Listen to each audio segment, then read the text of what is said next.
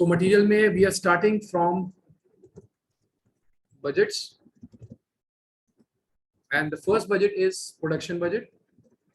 और production budget का मतलब ये है कि हम आने वाले पीरियड में कितने यूनिट्स बनाएं। हमारी जो प्रोडक्शन है वो डिपेंड करती है हमारी सेल्स के ऊपर, यानी हम अपकमिंग पीरियड में कितने यूनिट्स बेच सकते हैं, उतने यूनिट्स हमें बनाने पड़ेंगे ताकि हम उतने यूनिट्स बेच सकें। So production budget will be equal to expected sales. So coming period में अगर लेट्स से हम 10,000 यूनिट्स बेच सकते हैं और या हम एक्सपेक्ट करें कि हम बेचेंगे, तो उनको बेचने के लिए वो 10,000 यूनिट्स हमारे पास होना जरूरी है। और अगर हम मैन्युफैक्चरिंग बिजनेस हैं तो ऑब्वियसली वो 10,000 यूनिट्स हम खरीद के नहीं बल्कि बनाकर बेच सकते हैं। तो बनाएंगे और फिर बेचेंगे, तो 10,000 यूनिट्स हम बनाएंगे अगर हमें 10,000 यूनिट्स बेचने हैं। बट अगर हम सिर्फ 10,000 यूनिट्स बनाएंगे तो वो तो बिक जाएंगे। और अगर जनवरी के महीने की हम बात करें और हम जनवरी के महीने की प्लानिंग कर रहे हैं, तो जनवरी के महीने में अगर 10,000 यूनिट्स एक्सपेक्टेड है कि हम बेचेंगे और हम 10,000 ही बनाए हैं जनवरी में, तो 10,000 बिक जाएंगे, बनेंगे भी 10,000, बिकेंगे भी 10,000, तो हमारे पास कुछ भी बचेगा नहीं जनवरी के एंड तक।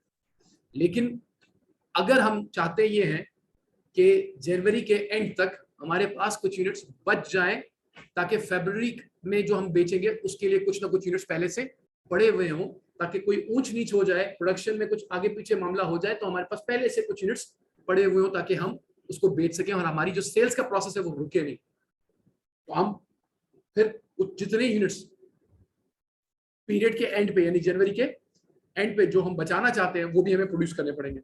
अज्यूम करें कि 2,000 यूनिट्स हम बचाना चाहते हैं जनवरी के एंड तक, तो फिर हम 10,000 नहीं बनाएंगे, हम 12,000 बनाएंगे ताकि 10,000 बेच दें और 2,000 बचा लें। तो रिक्वायर्ड क्लोजिंग जितना भी हमारा होगा,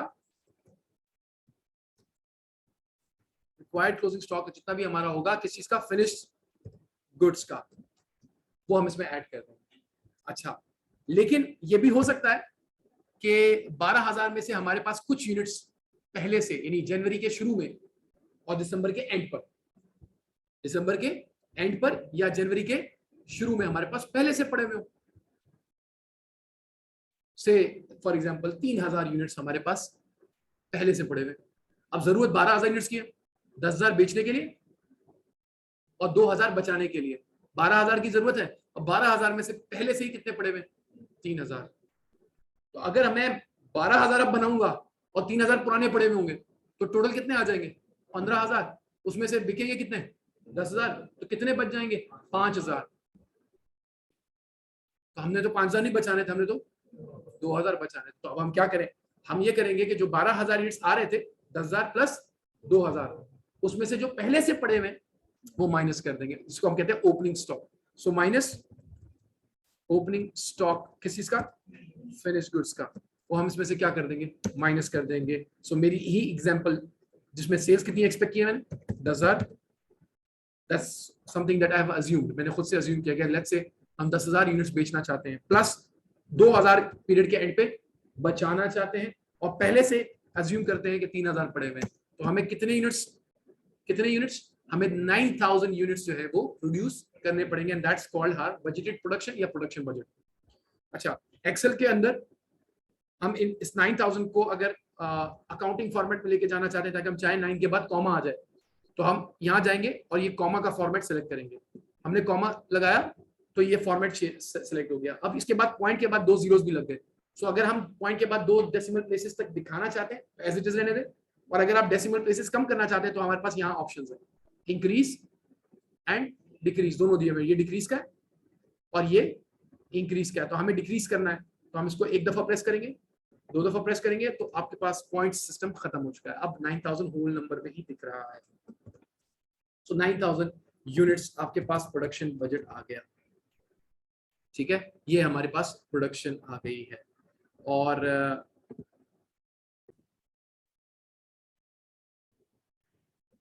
अब अगर हमें ये पता चल गया है कि कितने यूनिट्स बनाने हैं, next step is to find out इन यूनिट्स पर कितना रॉ मटेरियल यूज होगा। रॉ मटेरियल यूज होगा, उसको कहते हैं हम पर यूजेज बजट। कितना रॉ मटेरियल इस पर यूज होगा, उसके लिए हमें एक तो ये पता होना चाहिए हम कितने बनाने जा रहे हैं, वो हमने मालूम कर लिया 9000 बनाने जा रहे हैं। और दूसरी चीज जो हमें पता होनी चाहिए वो है एक यूनिट पर कितना रॉ मटेरियल यूज किया जाएगा, जिसको हम कहते हैं स्टैंडर्ड यूजेज पर यूनिट। एक तो एक्चुअल है, वो तो अभी पीरियड के शुरू में पता ही नहीं चलेगा कि कितना यूज हुआ, ये तो बाद में पता चलेगा। अभी तो हम प्लानिंग स्टेज पर हैं, तो प्लानिंग स्टेज पर तो हमारे पास एक यूनिट की यूजेज वो होगी जो हमने प्लान की है, यानी स्टैंडर्ड यूजेज पर यूनिट। सो यूजेज बजट के लिए आपको क्या चाहिए, बजटेड प्रोडक्शन चाहिए, जो ऊपर हमने कैलकुलेट किया बजटेड प्रोडक्शन, और उसको मल्टीप्लाई करना है आपने स्टैंडर्ड यूजेज पर यूनिट, यानी एक यूनिट पर कितना रॉ मटेरियल यूज किया जाएगा ना। इसके लिए इंपॉर्टेंट चीज ये है कि आप ये याद रखो कि रॉ मटेरियल का यूनिट क्या है। रॉ मटेरियल यूनिट्स में भी दिया जा सकता है, रॉ मटेरियल किलोग्राम्स में भी दिया जा सकता है, रॉ मटेरियल लीटर्स में भी दिया जा सकता है, और it can be any other unit. So production कितनी है 9000, सही है। सो अगर मुझे 9000 को मल्टीप्लाई करना है यूजेज पर यूनिट से, तो एक्सेल में फॉर्मूले के लिए हमें इज इक्वल टू से स्टार्ट करना पड़ता है, क्योंकि एक्सेल कभी भी आपका फॉर्मूला एक्सेप्ट नहीं करेगा अगर आप इज इक्वल टू का साइन नहीं लगाओगे, या इज इक्वल टू का साइन लगा लें, या प्लस का साइन लगा लें, या माइनस का साइन लगा लें। माइनस का साइन रिकमेंडेड नहीं है, प्लस और इज इक्वल टू आप लगा सकते हैं। सो इज इक्वल टू का साइन लगाया, और चूंकि 9000 ऑलरेडी C4 ये सेल का नंबर है, C4 के अंदर ऑलरेडी 9000 है, तो मैं डायरेक्टली इसको क्लिक करूंगा तो नीचे आ जाएगा C4, यानी मैं सेल एक्सेल को ये बता रहा हूं कि जो भी C4 में लिखा हुआ है उसको आप यहां लेकर आए और उसको मल्टीप्लाई करें। मल्टीप्लाई के लिए we have to place asterisk हमें लिखना है स्टैरिक, और मैं उसको कह रहा हूं इसको एक यूनिट की यूजेज से मल्टीप्लाई करें। बट पूरी स्प्रेडशीट पे इस वक्त एक यूनिट की यूजेज कहीं लिखी हुई नहीं है, लिहाजा मुझे खुद से बताना पड़ेगा। ये एग्जाम में तो आपको गिवन होगा कि एक यूनिट पे कितने केजी लगते हैं, एक यूनिट पर कितने केजी लगते हैं, ये आपको एग्जाम में बताया गया होगा, बट यहां पर हमें नहीं मालूम, तो मैं अज्यूम कर रहा हूं। लेट्स से एक यूनिट पर 2 केजी यूज होंगे, 2 केजी यूज होंगे, और एक यूनिट 2 केजी में अगर बनेगा तो 9000 यूनिट्स पर कितना रॉ मटेरियल यूज होगा, 9000 into 2 is equal to 18000 kilograms use होंगे। 18,000 किलोग्राम्स यूज होंगे, एंड इसे हम कहेंगे बजटेड यूजेज। यानी हम ये एक्सपेक्ट कर रहे हैं कि जनवरी के महीने में जब हम 9000 यूनिट्स बना रहे होंगे तो उस पर total raw material 18,000 kilograms use होगा। That's what our plan is, 18,000 kilograms. इस तरीके से हम बजटेड यूजेज कैलकुलेट करते हैं। नेक्स्ट फॉर्मूला हमारा होगा परचेज बजट का। अब हमें देखना है हमें परचेज कितना करना चाहिए, रॉ मटेरियल कितना परचेज करना चाहिए। ऑब्वियसली अगर 18,000 किलोग्राम्स हम यूज करने जा रहे हैं तो 18,000 किलोग्राम्स हमारे पास होने चाहिए। होंगे कैसे, रॉ मटेरियल है, बना तो सकते नहीं है, रॉ मटेरियल तो हमेशा खरीदना पड़ता है। So we have to purchase 18,000 kilograms at least in this particular example we have to purchase 18,000 kilograms। so हम क्या करेंगे, बजटेड यूजेज जो ऊपर कैलकुलेट किए वो उठाएंगे, 18,000 किलोग्राम हमें परचेज करने पड़ेंगे। सो जब हम 18,000 केजीज परचेज करेंगे तो वो तो यूज हो जाएंगे, क्योंकि यूजेज कितनी होनी है 18,000। सो 18,000 किलोग्राम्स अगर कंपनी परचेज करेगी इस केस में तो वो तो यूज हो जाएंगे और कुछ बचेगा नहीं, रॉ मटेरियल की रॉ मटेरियल कुछ भी हमारे पास नहीं बचेगा। अब हम रॉ मटेरियल भी बचाना चाहते हैं, जिस तरह फिनिश गुड्स बचाना चाह रहे थे, अब हम चाहते हैं कि कुछ रॉ मटेरियल भी बचा हुआ अगले पीरियड के लिए, तो जितना रॉ मटेरियल हम बचाना चाहते हैं उसमें ऐड कर देंगे। जैसे फिनिश गुड्स का क्लोजिंग स्टॉक ऐड किया था, यहाँ रॉ मटेरियल का क्लोजिंग स्टॉक ऐड करेंगे। सो प्लस क्या लिखूं, required closing stock of what, of raw material this time, आ रहा है रॉ मटेरियल, वो ऐड कर देंगे। और अगर पहले से रॉ मटेरियल का स्टॉक पड़ा हुआ है यानी opening stock of raw material, तो वो उसमें से क्या कर देंगे, माइनस कर देंगे। अज्यूम करता हूं मैं is equal to 18,000 C7 plus assume कर रहा हूं कि 5,000 kilograms of raw material we want to have at the end of the period, 5,000। So 5,000 इसमें क्या करूंगा, ऐड कर दूंगा। सो 18,000 प्लस 5,000 23,000, इसका मतलब हमें हमारे पास 23,000 किलोग्राम्स होने चाहिए, ताकि हम उसमें से 18,000 यूज कर लें और बाकी 5,000 हम स्टॉक में रख लें अगले पीरियड के लिए।